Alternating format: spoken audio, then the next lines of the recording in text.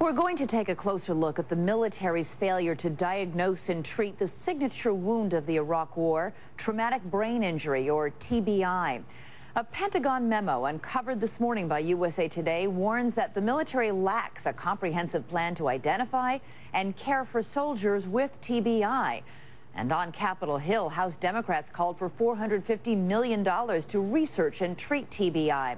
They said brain-injured troops should have the same chance at recovery that ABC's Bob Woodruff did, who also suffered TBI in Iraq. Bob discovered that many troops with such brain injuries went undiagnosed for years. Tonight, Bob has one soldier's story. Gina Hardy never had a chance to enjoy her husband's homecoming from Iraq. He returned with back problems, a bad knee, and another injury no one could see. You see pictures of soldiers coming home, reuniting with their families, and everything's great. We didn't have that kind of reunion. When I saw him for the first time, I was disappointed. He was just different, and I couldn't understand why. What they didn't know at the time is that Warren Hardy was suffering from the effects of an undiagnosed traumatic brain injury. He's not exactly the man I married. He's not the same person. Warren Hardy came to California from England 12 years ago for a job in the Silicon Valley. He met Gina, fell in love with her and with America. Following the terrorist attacks of 9/11, the Hardys both enlisted in the Army. Gina was stationed in Germany. After Warren became a U.S. citizen, he was sent to Iraq. This is probably around about 20 minutes after we got hit.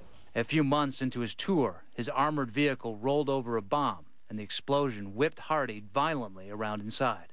The person actually took this picture, so we actually went in the air about 10 feet. He blacked out, but military doctors didn't screen him for head injury. They checked his knees and sent him back into the fight 2 days later. And how were you able to be as a soldier then? I knew there was something wrong.